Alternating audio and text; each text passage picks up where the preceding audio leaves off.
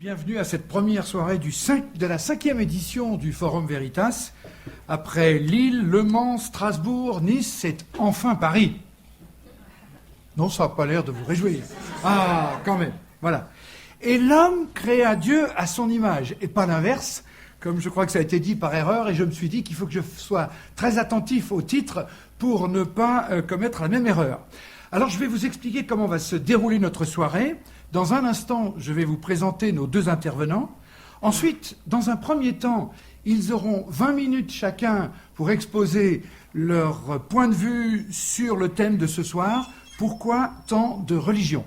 Dans un deuxième temps, ils vont s'interroger mutuellement et se poser des questions l'un à l'autre sur l'exposé qu'ils auront fait. Et nous allons, même si nous ne sommes pas soumis aux obligations du CSA, veiller quand même à une certaine équité du temps de parole. Et enfin, ce sera vous qui pourrez poser des questions. 2 micros vont circuler dans l'amphithéâtre et vous pourrez, alors soyons bien clairs, poser des questions. On ne veut pas d'exposés, même de mini-exposés de la part de chacun d'entre vous, sinon on n'est plus dans le concept de la soirée. Donc je serai très ferme, un peu comme ça se passe à la radio le matin, quand le journaliste dit « Monsieur, s'il vous plaît, posez votre question ». Alors je ferai pareil, je serai très ferme sur ce point-là. Alors je vous présente ce soir Jean Bechler. Vous êtes professeur émérite de sociologie historique à Paris-Sorbonne, ancien président de l'Institut de France. Vous êtes né à Thionville. Vous avez été agrégé de géographie et docteur ès-lettres. D'histoire, géographie, pardon, et docteur ès-lettres. Vous avez tour à tour été professeur d'histoire en lycée, puis professeur de sociologie historique à Paris-Sorbonne, ensuite attaché directeur de recherche au CNRS en sociologie, président de l'Académie et de l'Institut de France en 2011. Depuis 2006, vous avez cessé vos activités d'enseignement pour vous consacrer à la mise en forme de travaux et en particulier une grande part sont élaborés lors de séminaires en vue de leur publication et vous présidez l'association Philotechnique. Votre parcours intellectuel, Jean Bechler, a connu plusieurs étapes. Vous vous êtes intéressé aux contestations politiques radicales, puis votre intérêt s'est porté sur le domaine politique de manière plus globale pour fixer les limites de ce qu'est le pouvoir politique. Les problèmes de l'économie ont également retenu votre attention. Enfin, point culminant de votre carrière, Jean Bechler, vous avez commencé en 2000 la publication d'une série d'ouvrages ayant pour but de fournir une théorie des sciences humaines complète. Et vous avez beaucoup publié. Je vais me limiter aux 3 derniers ouvrages que j'ai trouvés. En 2009, La nature humaine, chez Hermann. En 2010, Le devenir, toujours chez le même éditeur. Et en 2011, La perfection. Pardonnez-moi, je suis très loin d'avoir été complet sur toutes vos distinctions, toutes vos compétences et qualités. Maintenant, je vous présente Charles Daniel Maire, qui est né au Fayet, en Haute-Savoie, et qui a passé une partie de son enfance et de sa jeunesse en Suisse, où vous étiez d'abord passionné par la radio et l'électronique. Après quelques années d'activité professionnelle, vous êtes formé à l'Institut biblique de Nogent-sur-Marne en vue de vous préparer à partir en mission. Vous avez commencé votre ministère en Côte d'Ivoire, où vous avez créé avec votre épouse un centre d'audiovisuel à Abidjan. En 1971, vous reprenez des études à l'université de Vincennes et à l'école pratique des hautes études, tout en suivant des cours à la faculté de théologie de Paris. Ensuite, Charles Daniel Maire, vous retournez en Côte d'Ivoire, vous obtenez votre diplôme grâce à un mémoire sur les mutations religieuses. Vous êtes à ce moment-là engagé par la Ligue pour la lecture de la Bible de la région Afrique et Océan Indien comme coordinateur. Vous avez beaucoup voyagé jusqu'en 1989, où, de retour en France, vous êtes engagé par la Ligue pour la lecture de la Bible de France, et les questions de culture sont au centre de vos préoccupations. Vous avez aussi publié plusieurs ouvrages à thème autour de l'anthropologie culturelle. Je cite Famille, point de repère, point d'interrogation aux éditions de la Ligue pour la lecture de la Bible en 2001, puis Parole de Dieu et culture des hommes chez le même éditeur en 2006, Identité subie ou identité choisie en 2009 aux éditions Olivetan. C'est en Afrique où vous avez travaillé pendant 25 ans que vous avez découvert l'animation biblique et vous êtes préoccupé par les questions de culture Et vous avez pris aussi conscience de l'importance de lire les textes bibliques, non pas pour les autres, mais avec eux. Voilà. Alors nous avons décidé avec nos orateurs de donner pour cette première tranche de 20 minutes la parole à monsieur Jean Bechler qui va nous donner son point de vue et nous expliquer pourquoi tant de religions. Monsieur Bechler, vous avez 20 minutes. Merci. L'interrogation que vous m'avez soumise est quelque peu ambiguë. En effet, le pourquoi peut porter sur la pluralité en tant que fait avéré, et dans ce cas, la question s'adresse plutôt à l'historien et au sociologue. Mais on peut également mettre l'accent sur le temps et la faire émaner d'un regret qu'il n'y en eut pas une seule, ou aucune, pourquoi pas, ce qui adresse la question davantage aux philosophes. Eh bien, je pense que la prise en compte et la conjonction de ces trois points de vue successifs permet de procurer une réponse scientifique à la question, scientifique au sens où on énonce une hypothèse, dont on tire des propositions qui peuvent être soumises à des expérimentations et qui peuvent conduire à une explication. Alors, je vous propose de résumer cette argumentation. Commençons par le point de vue de l'historien. Et son point de vue sera celui de l'histoire universelle, puisqu'il s'agit de l'homme et des religions. L'histoire universelle peut être distribuée en trois stades. Dans un premier stade primitif, appelons-le ainsi, le plus long de très loin de l'histoire humaine, on a un religieux éclaté et diffus. Et par conséquent, chaque ère culturelle, regroupant de quelques centaines à quelques milliers d'individus, produit et se tient à sa propre interprétation du sacré, qui tend à affecter toutes les dimensions de l'humain, donc la diversité est la plus grande possible. Un deuxième stade, beaucoup plus récent, qui commence il y a environ 5 à 7 000 ans, est celle que je qualifierais du religieux distinct et différencié, en ce sens que des révélations s'attachent à définir les fins dernières de l'homme et proposent des voies pour les atteindre. Ce stade est parfaitement explicité dans la deuxième moitié du premier millénaire avant notre ère.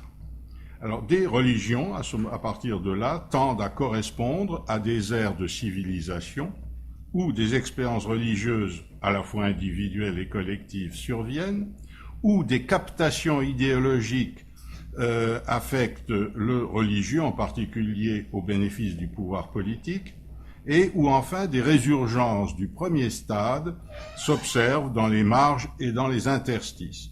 Et enfin, troisième stade, celui de la modernité, où le religieux subit la concurrence du séculier et où les religions sont soumises à la sécularisation, dont l'aboutissement pourrait être l'abolition pure et simple du religieux. À quoi s'ajoute un phénomène distinct que l'on appelle la mondialisation, qui fait converger toutes les histoires, et en particulier les histoires religieuses, et qui par conséquent peut aboutir aussi bien au triomphe d'une religion à l'échelle planétaire, une religion ancienne ou une nouvelle, qu'à un hypermarché religieux de toutes les religions possibles, actuelles ou virtuelles encore, pour satisfaire tous les goûts.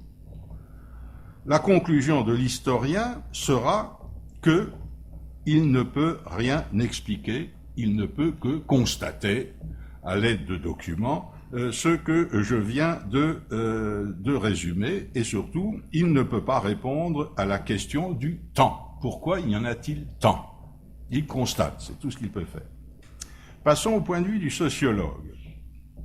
Je vois au moins deux formulations différentes, pas tout à fait incompatibles. Une première que l'on peut qualifier de fonctionnelle et qui a été illustrée en particulier par Émile Durkheim, et que je résumerai de la manière suivante. L'espèce humaine est ainsi définie qu'elle est affectée d'un certain nombre de déficits qu'elle s'efforce de combler à l'aide de ses dotations naturelles. Ce sont par exemple des déficits cognitifs, pourquoi les choses sont comme elles sont, des déficits affectifs, pourquoi les malheurs et les souffrances de tous ordres et que peut-on y faire, et des déficits ontologiques, quel sens donner à une espèce à la fois disgraciée et aspirant à la perfection. Alors, les réponses et les solutions sont dans la dépendance d'une infinité, ou disons d'un très grand nombre de facteurs qui suffisent à expliquer la diversité des réponses et des solutions, et cette diversité est irréductible et la variabilité est indéfinie. Donc le sociologue n'est pas étonné de constater qu'il y a tant de religions. Une deuxième formulation est, je crois, plus profonde et permet d'aller plus loin. Je ne sais comment la qualifier, je l'appellerai ce soir, en tout cas, une formulation téléonomique. Je dis bien téléonomique et pas téléologique, que je résume en 3 propositions. L'espèce humaine est équipée d'un instinct métaphysique qui pousse à s'interroger sur les fins dernières, dont résultent des conceptions de ces fins dernières et des pratiques pour s'y conformer. Deuxièmement, ces conceptions et ces pratiques sont ainsi définies qu'elles donnent lieu à des détournements d'usage au bénéfice d'intérêts variés, en particulier tout ce qui touche à la santé, à la fois physique et mentale, et politique, pour justifier, plus exactement pour légitimer l'usurpation du pouvoir politique. Et troisième proposition, selon les stades, les contextes et les milieux, le religieux atteint des degrés variés et variables d'authenticité ou de phagocytose. Alors, cette deuxième formulation est plus prometteuse en explication plausible. Mais aucune des deux ne laisse espérer une réponse à la question de l'unité ou de la pluralité, et encore moins de la nécessité ou non du religieux, de la religion et des religions. Le sociologue ne peut pas faire mieux que, ou beaucoup mieux que l'historien, il constate et propose des explications qui ne peuvent être, je dirais, que locales et régionales. Il faut donc s'adresser aux philosophes pour essayer d'aller plus loin. Je vois que je vais peut-être un peu trop vite, vous me suivez? Oui, enfin tout ça n'est pas trop difficile. Bon. Alors ça devient un peu plus délicat. Le philosophe peut partir d'un constat dont vous avez tous entendu parler parce que c'est devenu une banalité, mais des banalités peuvent être des vérités premières, et comme disait Albert Camus, une vérité première est celle que l'on trouve en dernier. Voilà. Le constat est suivant: rien de ce qui existe n'échappe à l'inexistence. Exprimé différemment, tout passe et rien ne reste. Héraclite. Autre formulation, rien n'a sa raison d'être en lui-même. En termes de philosophie classique européenne en tout cas, la formulation la plus précise est la suivante: tout existant est contingent.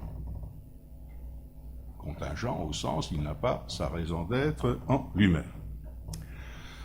Le constat effectué, le philosophe peut prendre appui sur lui pour construire ce que j'appellerais un syllogisme métaphysique qui s'exprime de la manière suivante. Majeur, s'il n'y avait que du contingent, il n'y aurait rien. S'il n'y avait que des existants qui n'ont pas en eux-mêmes leur raison d'être, il n'y aurait rien, puisque on ne pourrait rien raccrocher à quelque chose. Or, mineur, il existe quelque chose, donc, conclusion, donc l'absolu existe. Ce que l'on peut résumer, le contingent implique l'absolu. Est-ce qu'il faut que je le répète? Je suis tombé sur des gens extrêmement intelligents, savants, etc., qui ne comprenaient pas ce syllogisme. Je le répète. S'il n'y avait que du contingent, il n'y aurait rien. C'est le ne que qui importe. Or, il y a quelque chose, nous sommes là.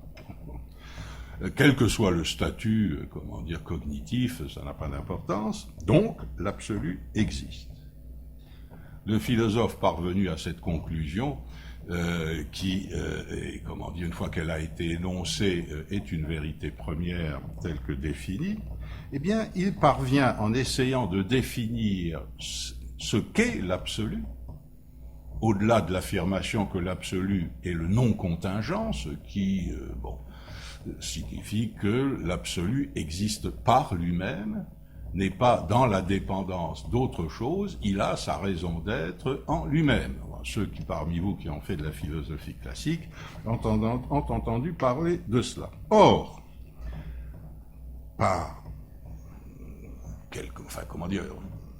le philosophe, parvenu à cette conclusion, est obligé de constater, en allant plus loin, que 3 conceptions de l'absolu sont radicalement différentes, équiprobables et indécidables.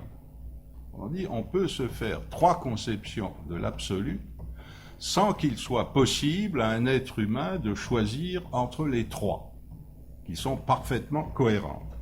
Première possibilité, l'absolu est un créateur transcendant de créatures contingentes.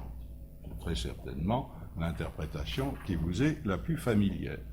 Il y en a une deuxième qui est tout aussi cohérente, où l'absolu est immanent au cœur ou au foyer de tout existant contingent. Autrement dit, il y a l'être, avec un grand être, si vous voulez, au sein de tout étant. Et enfin, vous avez une troisième conception, où l'absolu est l'ensemble en devenir de devenants contingents. L'ensemble est absolu et non contingent, mais tout ce qu'il contient est contingent, et le tout est en devenir perpétuel. Dont il résulte, si on suit ce raisonnement, la possibilité, la probabilité et la nécessité que l'humanité accède à une ou des religions de la transcendance, à une ou des religions de l'immanence, et à une ou des sagesses du devenir séculier, sans la moindre possibilité de choisir, je le répète, rationnellement entre les 3, car la vérité métaphysique qui existe, il y a une des 3 solutions qui est la bonne, mais elle est au-delà de l'horizon cognitif humain. Et par conséquent, le choix ne peut être que non intellectuel, non pas irrationnel, mais non intellectuel, par une conversion de la sensibilité, si vous voulez, ou par un appel, une vocation, sans qu'il soit possible de, je le répète, de le démontrer au sens rationnel du terme. Comment, en résumant, enfin pas en résumant, mais en rassemblant tout ce que je viens de dire, construire le point de vue scientifique? Eh bien, d'une manière extrêmement simple, il conjoint les 3 points de vue, en posant en hypothèse que les fins dernières de l'homme sont susceptibles de 3 interprétations irréductibles et indécidables, je me répète.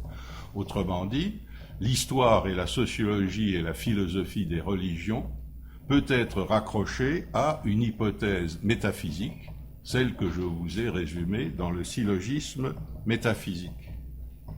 Puis, le point de vue scientifique postule que les 3 interprétations doivent tenir lieu d'attracteurs des explorations métaphysiques par les êtres humains à travers les siècles et les millénaires et les dizaines de millénaires, et en recourant à la documentation accumulée par l'historien et par le sociologue, le savant constate que, effectivement, ces 3 interprétations ont fini par émerger dans leur pureté, dans leur représentation parfaitement explicite, dans la deuxième moitié du 1er millénaire avant notre ère.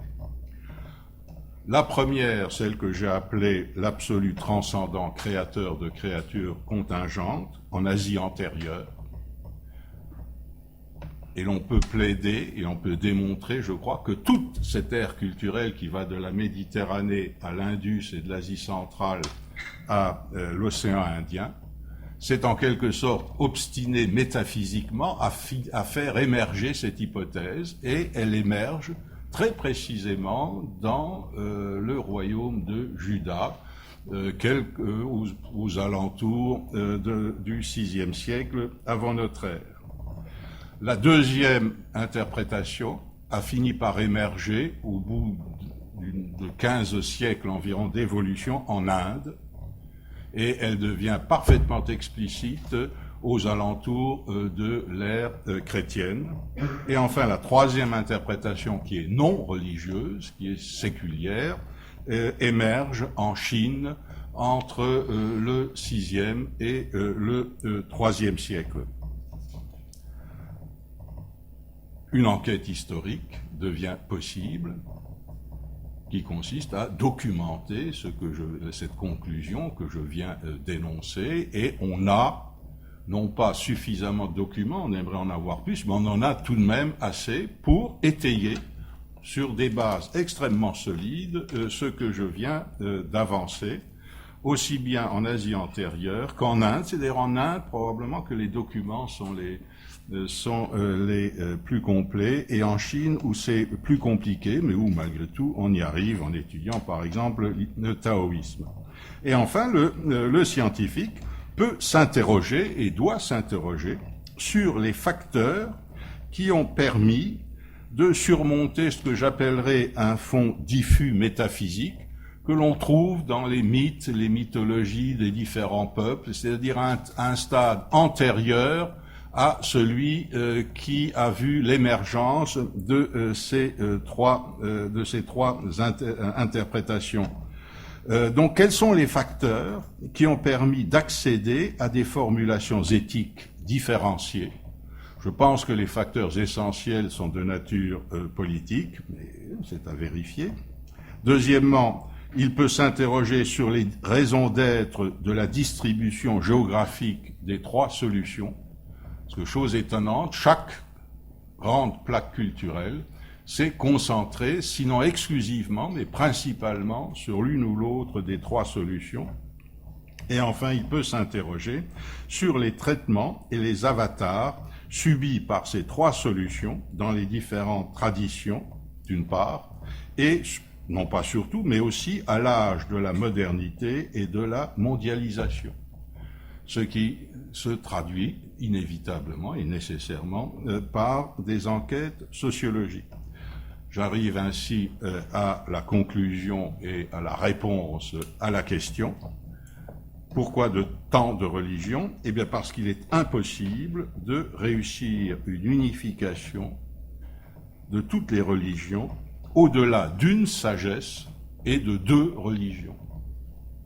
Il est métaphysiquement nécessaire qu'il y ait au moins deux religions, et vraisemblablement plus, mais des spécifications de chacune de ces deux racines métaphysiques, et au moins une sagesse.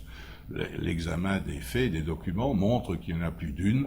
On peut en repérer, pas tellement d'ailleurs, je dirais, 5 ou 6 qui sont parfaitement explicites, en Chine essentiellement, mais également en Inde, on les repère très bien, en Asie antérieure très difficilement, mais en Europe davantage dès l'époque grecque.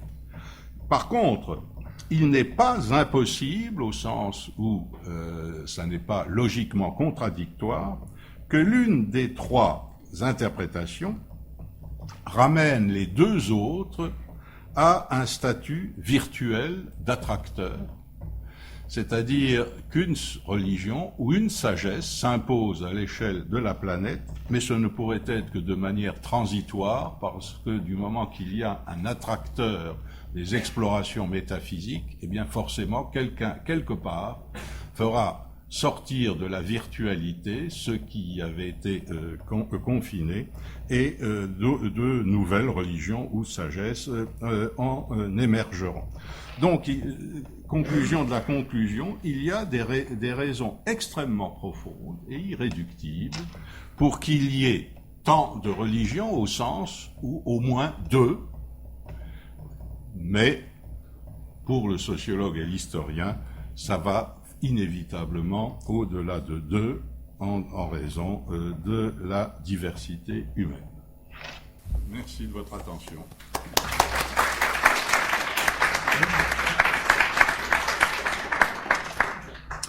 Merci beaucoup pour cet exposé tout à fait dans les clous au point de vue timing aussi.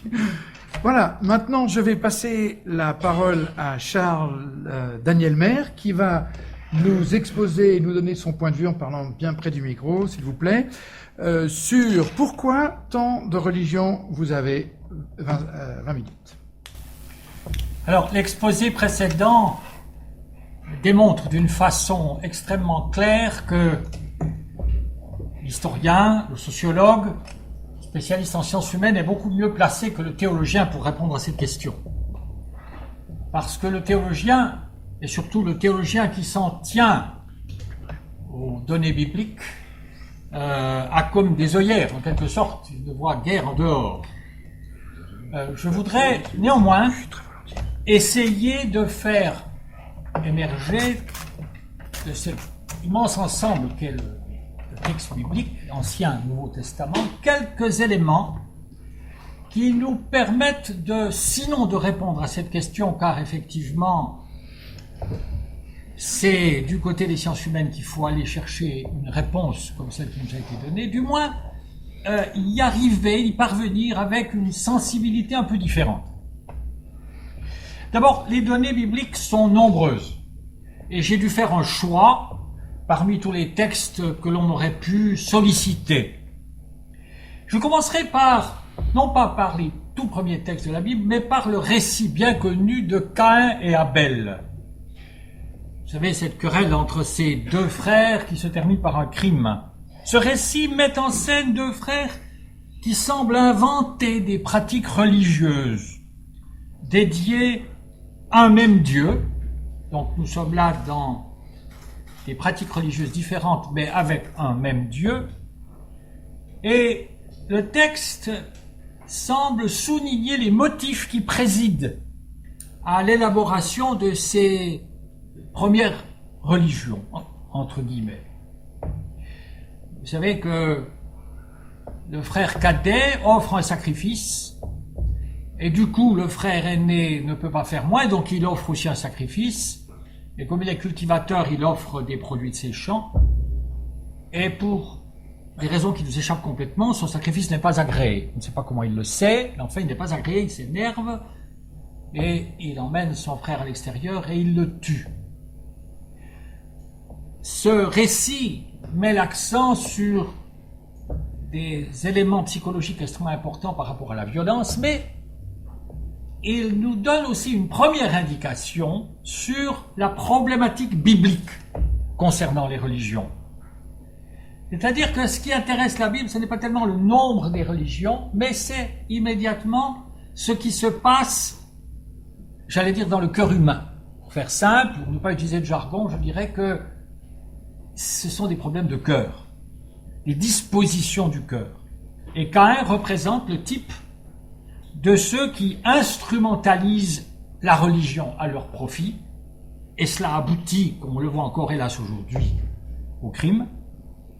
Abel, au contraire, représente le type de ceux pour qui la religion est le moyen d'exprimer leur reconnaissance envers cet absolu dont il a été question tout à l'heure et qui évidemment s'inscrit dans la première hypothèse. D'entrée de jeu, donc, on peut dire que la Bible s'intéresse aux dispositions du cœur beaucoup plus qu'à d'autres aspects auxquels l'histoire, la sociologie et d'autres sciences s'intéressent plus tard. Deuxième série de textes, je passerai rapidement, c'est évidemment les commandements bibliques, les 10 commandements que tout le monde connaît. Tu n'auras pas d'autre Dieu devant ma face. Premier commandement. Deuxième commandement, tu ne te feras pas de représentation de ce qui est dans le ciel, ou qui est sur la terre ou sous la terre. Et ce texte présente, avec de nombreux autres textes du Pentateuque, mais aussi des prophètes, etc., ce caractère du Dieu jaloux.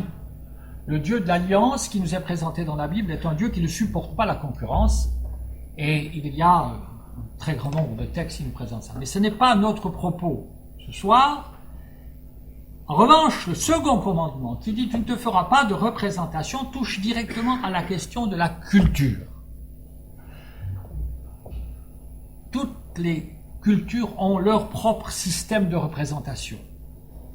Et c'est là que l'articulation, en quelque sorte, entre la théologie et la culture se fait de façon la plus claire.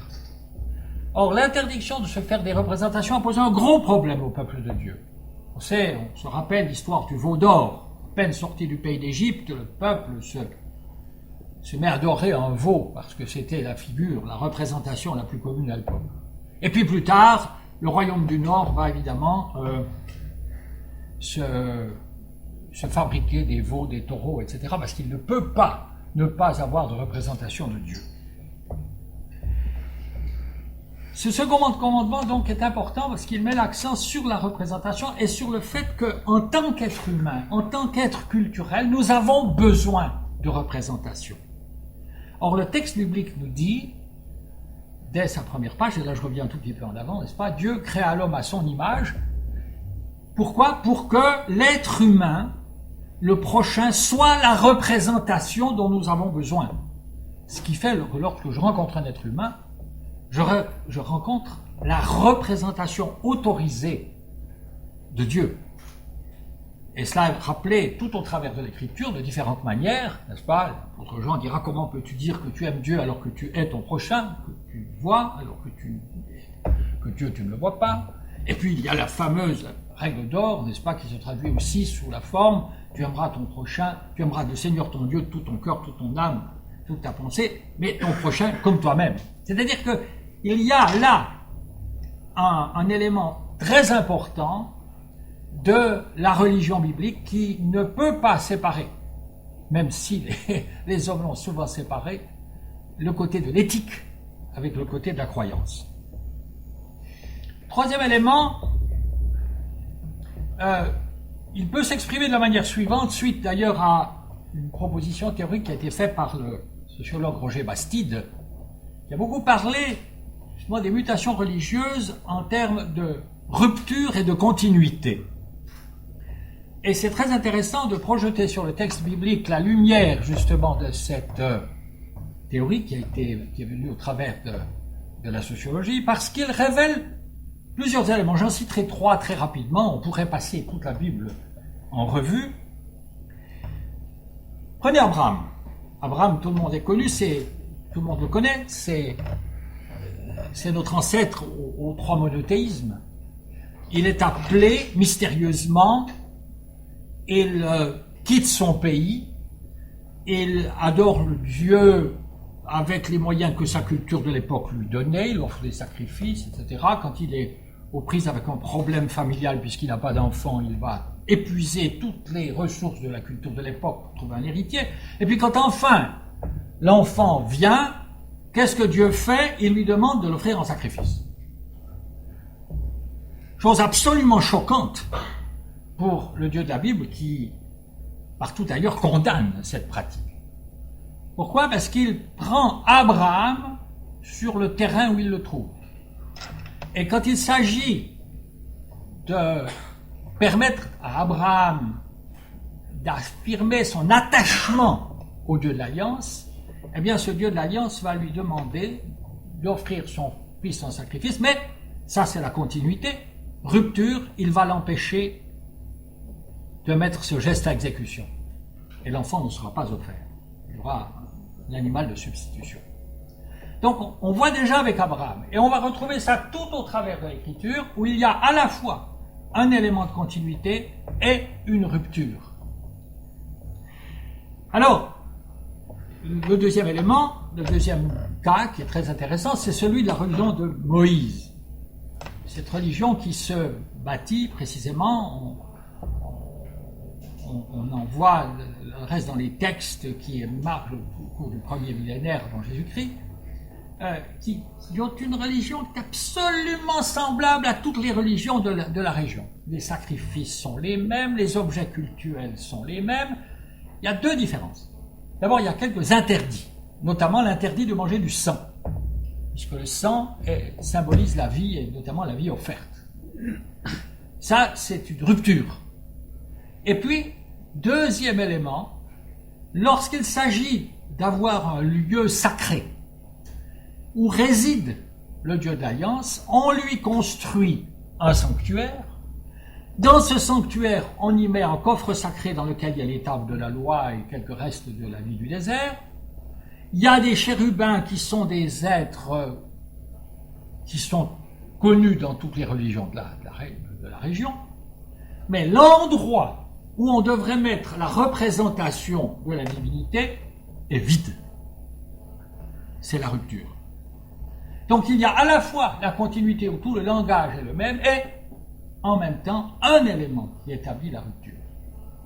Et puis troisième exemple, c'est celui des mages d'Orient. C'est une magnifique histoire qu'on raconte à Noël et qui fait surgir des personnages hauts en couleur. On a beaucoup simplifié, on a beaucoup brodé sur cette histoire par rapport au texte biblique, mais une fois qu'on a dépassé le caractère merveilleux de l'histoire et qu'on se penche sur son sens, on découvre quelque chose de tout à fait intéressant. Parce que la consultation des astres, qui était très importante à cette époque-là, et particulièrement en Perse, etc., était une pratique religieuse totalement interdite par la loi de Moïse. Or, lorsque Dieu, d'après l'Écriture, veut faire connaître son message aux nations qui ne sont pas son peuple, qui ne sont pas le peuple de l'Alliance, mais qui sont les autres peuples, que fait-il? Il leur parle, nous dit la Bible, par une étoile. C'est-à-dire, il leur parle leur langage, le langage même qu'il avait interdit à son propre peuple. De nouveau, continuité et rupture. Ça constitue une sorte de paradigme pour la religion biblique, qui donc, et ça me paraît important par rapport à notre sujet, qui donc récupère, utilise les matériaux que la culture et que les religions qui sont connues connaissent, pratiquent, qui sont les plus courantes, et de cela, il y a quelque chose de nouveau, un élément nouveau qui sort grâce à une rupture. Alors, il faut que j'avance un peu vite, je voudrais dire deux mots de ce qu'on pourrait appeler la théologie de David. Le roi David raconte aussi, son histoire est passionnante. À la fin de sa vie, il semble avoir laissé quelques textes, dont un cantique, qui nous parle de sa manière de concevoir sa religion. Et il y a des éléments de pratique à droite et à gauche qui correspondent aussi à ce qu'on voit ailleurs, mais il dit ceci: avec celui qui est bon, tu te montres bon, avec l'homme droit, tu agis selon la droiture, avec celui qui est pur, tu te montres pur, et avec le pervers, tu agis selon sa perversité. Il a une idée de la divinité qui induit chez lui une conception religieuse qui est tout à fait intéressante parce qu'elle n'est pas, contrairement à ce qui se passait autour de lui, rigide. Elle ne correspond pas à des éléments ritualisés très forts. Il y a un autre passage qui va dans le même sens et que nous trouvons cette fois-ci dans l'Évangile. Vous savez que parmi les discours de Jésus, il y a eu 3 paraboles qui ont été utilisées pour parler du jugement dernier. C'est une des caractéristiques de ces religions qui apparaissent à ce moment-là. J'aurai d'ailleurs des questions à poser tout à l'heure à notre orateur à ce sujet.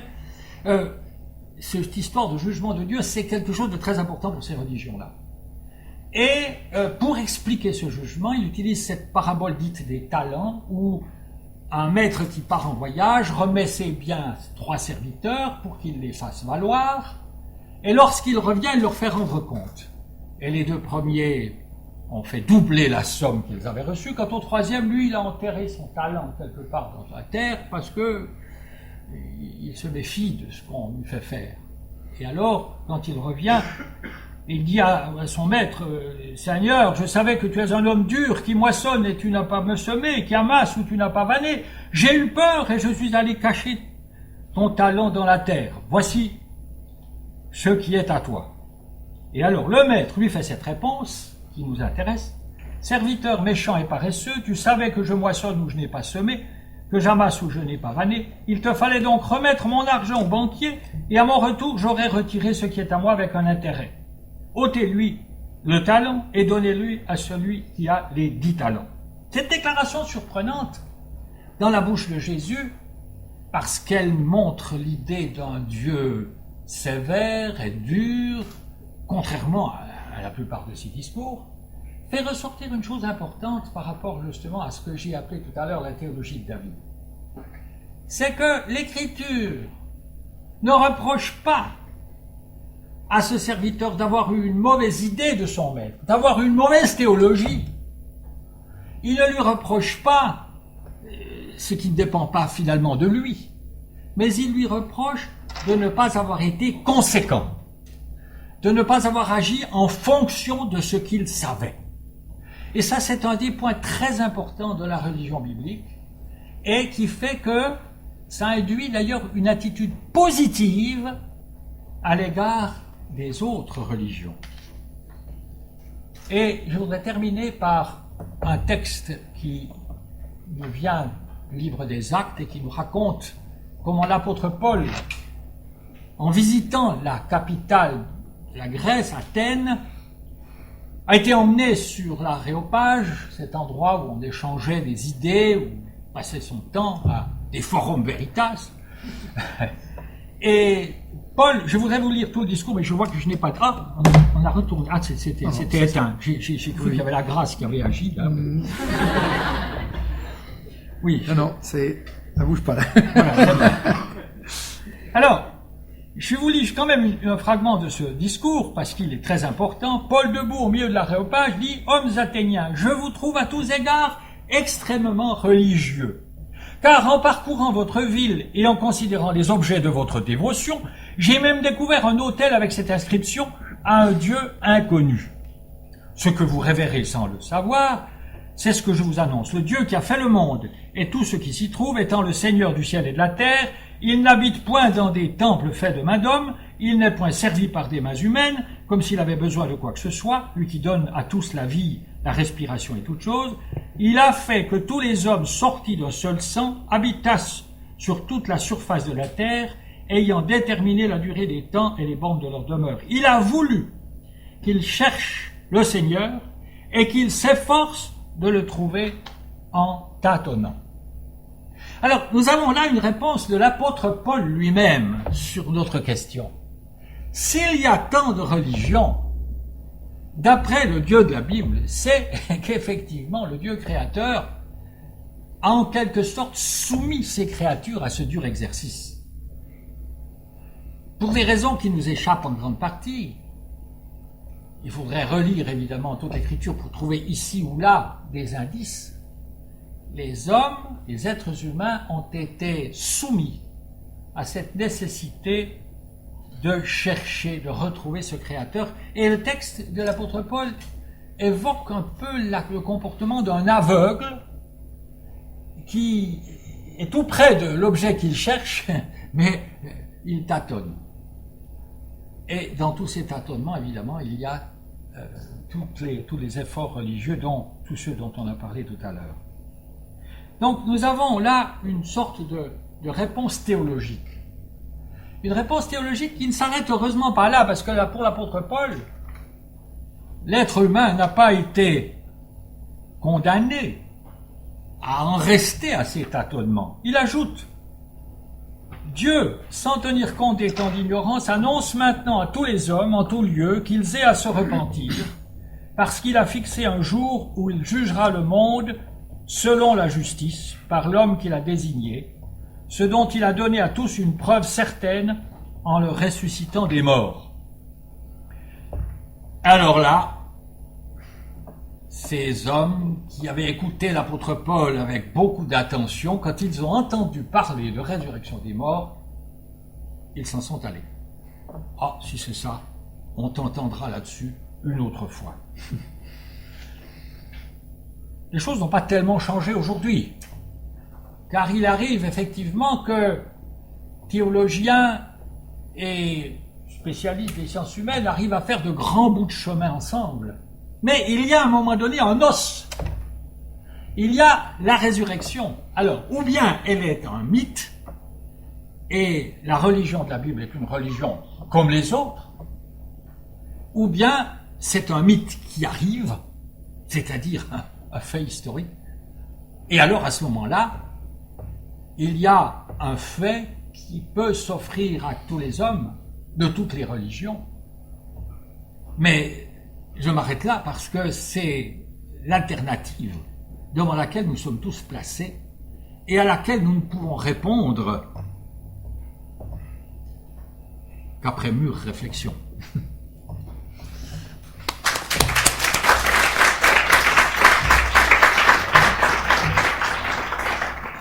Merci beaucoup, Charles Daniel Maire, pour cet exposé. Lui aussi, dans le timing, on a des orateurs intervenants ce soir qui savent gérer leur temps de parole. Alors maintenant, vous avez 20 minutes. Je me réjouis déjà que vous ayez soulevé que vous aviez des questions pour Monsieur Jean Bechler, et j'espère que ça sera réciproque. Vous avez 20 minutes pour vous interroger mutuellement sur en savoir plus l'un de l'autre, et on va veiller à ce que votre temps de parole soit à peu près équitable. Voilà. Qui veut commencer? Monsieur Bechler? Moi, je veux bien commencer. Je n'ai pas besoin de 10 minutes pour poser ma question. Bon, vous vous inscrivez délibérément, consciemment et légitimement dans ce que j'ai appelé une interprétation de l'absolu. Bon, c'est pas moi qui vous le reprocherai. Mais si l'on considère la question posée, pourquoi tant de religions, vous devez trouver à l'intérieur de cette interprétation une explication de cette pluralité et de cette diversité. Alors, vous avez fait appel à trois, j'allais dire, facteurs, variables, la culture. Les cultures humaines sont variées. La deuxième, j'ai un peu moins bien saisi, mais enfin, disons, éthique et croyance. Et la troisième, rupture et continuité. Et donc, à l'intérieur même de cette interprétation, avec ces trois principes d'explication, vous pouvez, déduire dans une certaine mesure une pluralité, si vous voulez, d'interprétations et de manière de vivre cette révélation. Je pense que vous devez aller plus loin et trouver à l'intérieur de cette interprétation les autres interprétations qui sont radicalement différentes et qui ne s'inscrivent absolument pas dans cette problématique. Autrement dit, vous devez procurer un point de vue ou des points de vue qui expliquent qu'il y ait du brahmanisme, du bouddhisme, du taoïsme, et qui, soit justifié, dont l'existence soit explicable de l'intérieur de votre interprétation. Alors, je peux vous procurer, si vous voulez, des pistes, parce que ça a été exploré. Vous avez, par exemple, la piste de la révélation naturelle. Dieu a inscrit dans le cœur de tout être humain, depuis les origines, quelque chose qui, puisse lui procurer le sentiment, voire le pressentiment de la vraie révélation. Enfin bref, je n'ai pas à me substituer à vous, comment répondez-vous vraiment à la question? Excusez-moi, non pas de l'intérieur, disons d'une religion, d'un Dieu personnel, transcendant, créateur, etc. Enfin, la tradition que vous avez évoquée. Les autres, vous me comprenez? Bon, oui, Daniel Maire. C'est une question difficile parce que la Bible a été écrite. Je me suis borné à trouver des textes bibliques.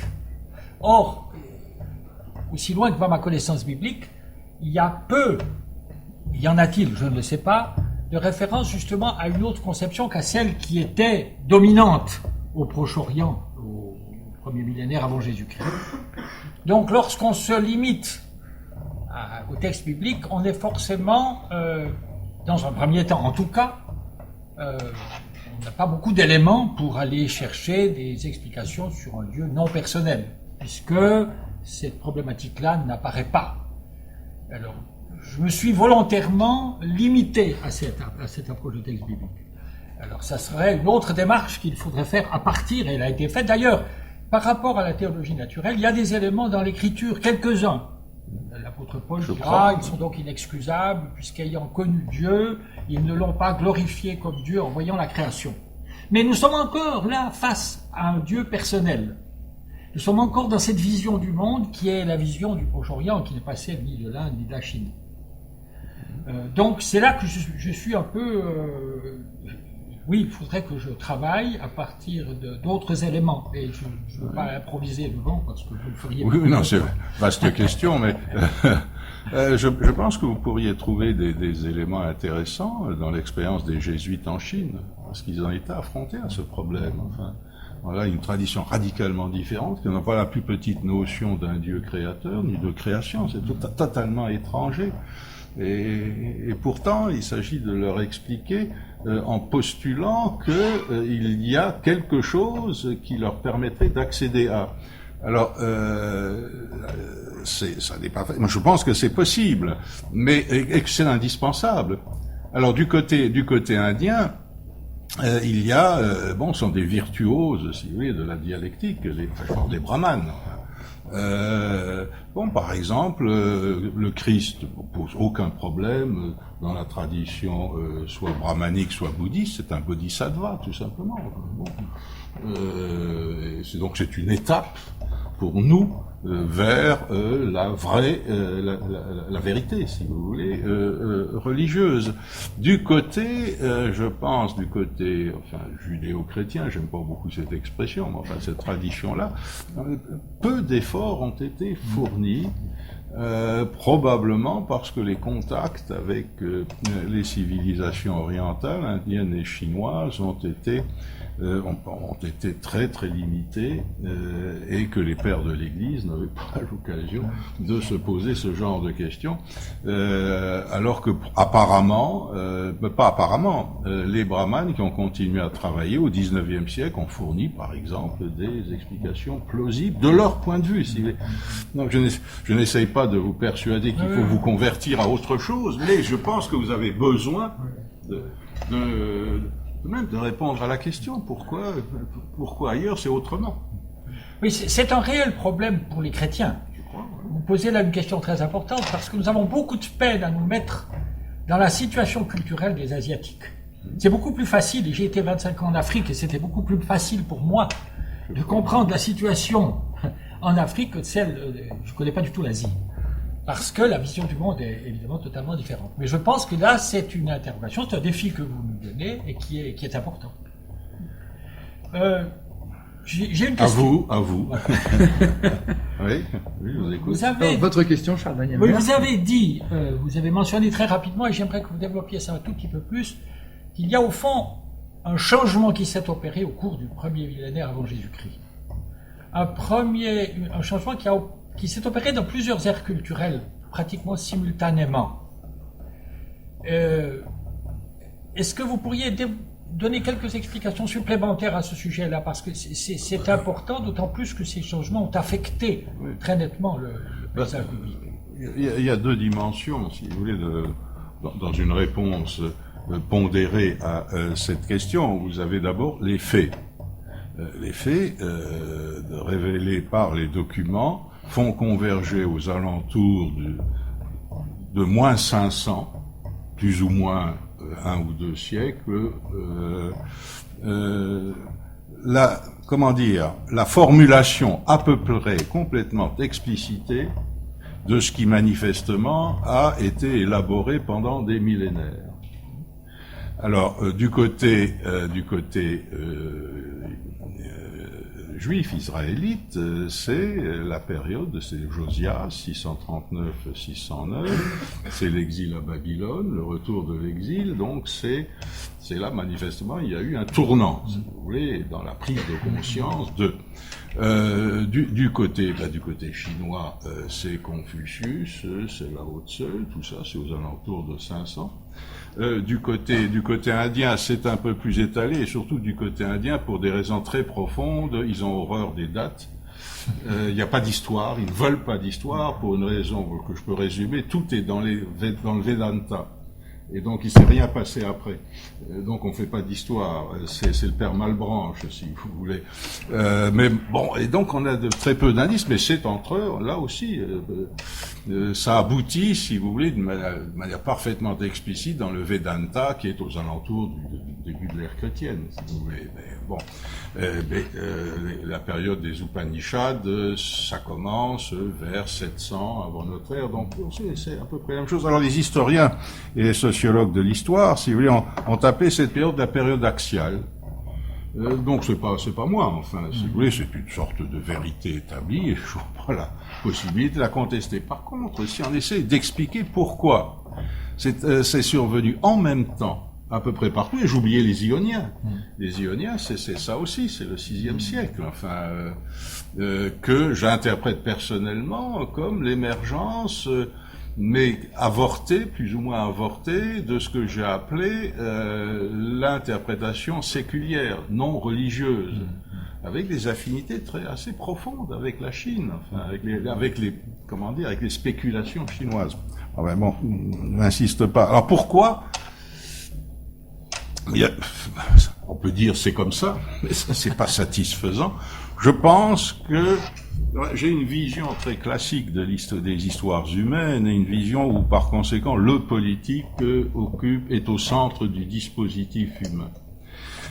Et à très très longue échelle, donc à l'échelle des millénaires, on constate à peu près ceci: il y a 10-12 000 ans, manifestement en relation avec la déglaciation, toute une série de processus se mettent en place qui ont pour ce que j'ai appelé un attracteur, c'est-à-dire ce vers quoi cela tend irrésistiblement, pas de manière délibérée, mais tout converge vers là, par essai-échec, si vous voulez, la mise en place de grands ensembles politiques de type impérial, à l'échelle de continents, si vous voulez. Et cela a pris entre 5 et 7 000 ans pour qu'émerge pour que les humanités sortent du stade tribal où la diversité et la dispersion religieuse étaient inévitables pour les raisons sociologiques que j'ai essayé de résumer. Et ensuite, il a fallu plusieurs millénaires pour que des traditions héritées probablement de la période antérieure soient soumises à une élaboration. Et bon, au total, il a fallu 10 000 ans à peu près pour que l'humanité, 10 000 ans, non, j'ai 8 000, oui, au fond, entre 8 et 10 000 ans.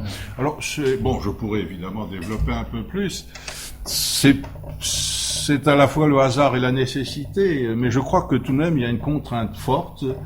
Il faut des super cerveaux, c'est-à-dire des réseaux d'intellectuels, de prophètes, de mystiques, de tout cela, qui prennent en charge l'exploration d'une hypothèse, si vous voulez, et ça prend du temps. Apparemment, ça prend du temps, on n'y peut rien. Et voilà, ce serait, si vous voulez, dans ce sens-là que je chercherais une explication, mais d'abord, la documentation n'est pas surabondante, et d'autre part, il y a des énigmes qui demeurent probablement, qu'il est impossible de percer. On ne sait toujours pas pourquoi la science, en tant que mode inédit du connaître, est née en Europe entre 1600 et 1630. Et pas en Chine ni en Inde, alors qu'ils avaient tout, apparemment. Voilà, c'est un peu ça. Alors pourquoi les Indiens ont-ils choisi cette version, les Chinois et l'Asie antérieure? Alors là, j'ai des hypothèses, mais enfin, ça nous conduirait trop loin. Charles-Daniel Maire, vous voulez compléter, ajouter quelque chose, une remarque? Oui, enfin, évidemment, par rapport au point de vue biblique, la Bible confirme tout ça d'une façon très nette avec justement les personnages que vous avez cités. il y a un point intéressant que vous avez soulevé à la fin, que je n'aurais pas osé aborder si vous ne l'aviez pas mentionné. C'est justement cette question de la science qui émerge en Occident. Pourquoi ici et pas là? Il y a quand même là quelques théories sociologiques qui mettent en cause la vision du monde, je pense à Max Weber, n'est-ce pas, et la vision du monde de cette hypothèse d'un Dieu personnel. Ça ne s'est pas produit précisément là où il y avait une sagesse qui était sans aucun Dieu personnel, ni là où il n'y avait qu'immanence. Ça s'est produit là où il y avait un certain type de religiosité. Alors, je ne sais pas ce que moi je suis très très convaincu par cette affaire-là, mais je pense que ça peut être nuancé.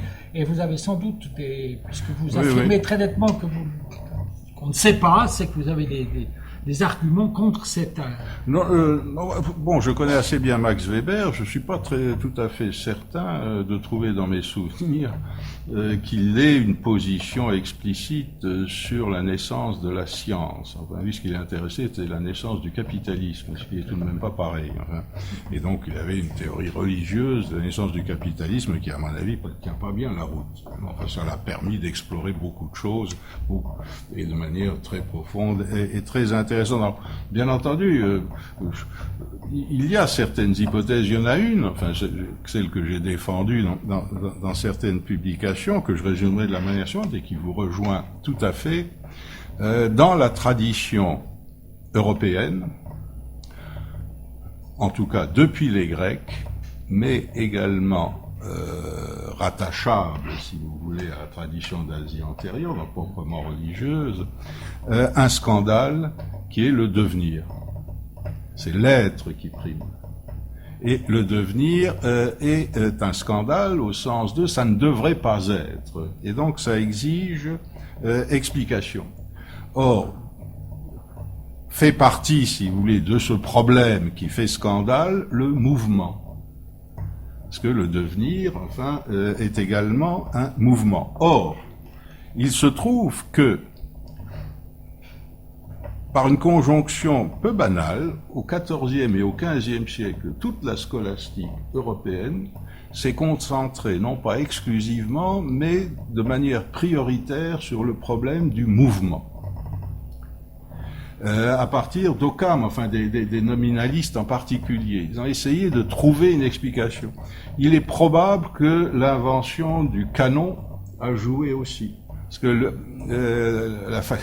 l'université de Paris, de la Sorbonne, a pendant des décennies essayé pas de décrire, mais d'expliquer le mouvement de l'obus. Ils n'ont pas réussi d'ailleurs. Ils n'ont pas réussi, mais c'est pas simple du tout. Enfin, en gros, il faut le calcul différentiel pour parvenir à une bonne explication. D'un côté. De l'autre, en 1564, si je me souviens bien, les œuvres d'Archimède sont publiées. Et dans les œuvres d'Archimède, que lit à les noms propres Galilée, il a une révélation, à savoir que la nature est écrite en langage, nous dirions aujourd'hui mathématique, lui a dit en langage géométrique. Il se trouve, et c'est très mystérieux, que la géométrie est une exclusivité grecque. Il n'y a pas de géométrie dans aucune autre civilisation. Il y a des mathématiques, de l'arithmétique et même de l'algèbre, mais pas de géométrie. Pourquoi les Grecs? Je crois que Vernon a trouvé une hypothèse, je n'ai pas jamais très démontrable, politique aussi. C'est la centralité du public dans la cité grecque, enfin qui donne une vision spatiale des choses. C'est certainement pas l'arpentage, parce que l'arpentage joue aucun rôle en Grèce, alors que partout ailleurs il joue un rôle essentiel. Vous êtes en train de regarder votre affaire. Exactement. Bon, votre temps. Bon, je m'arrête là. Oui. Alors, pour terminer cette partie d'interaction entre vous et rétablir un petit déficit, est-ce que Charles Daniel May, vous pourriez conclure cette partie-là? Non, il me semble qu'il est très important, et là je parle en tant que chrétien,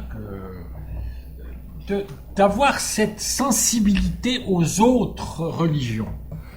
il y a eu là beaucoup de déficits au cours de l'histoire, beaucoup de procès d'intention et de comportements aberrants où on a trahi le Christ,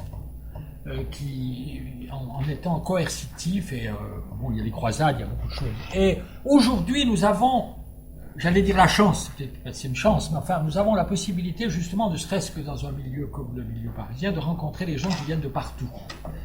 Et il me semble on peut voir ça comme une menace, et je ne veux pas faire de politique, mais c'est très regrettable parce que c'est une chance. C'est une chance extraordinaire de pouvoir voir le monde au travers des yeux d'autres religions, d'autres manières de faire. C'est un enrichissement extrêmement important. Donc il me semble que la conclusion que je voudrais aborder, c'est que l'attitude de Paul est une attitude positive parce que les autres religions peuvent nous faire un bon bout de chemin, même vers Jésus-Christ. Et que ça n'est pas en nous restreignant, ça n'est pas, ou alors en ayant une attitude méprisante à l'égard des religions, on se sentirait en tant qu'occidentaux tellement supérieurs parce que nous avons accédé à un stade de rationalisme, que sais-je. Mais au contraire, et c'est pourquoi je reçois le défi qui m'est lancé ce soir avec enthousiasme, en me disant, oui, il y a encore dans mon approche des déficits, des choses que je ne comprends pas encore suffisamment et qui m'empêchent probablement de dialoguer avec des ressortissants de ces cultures-là.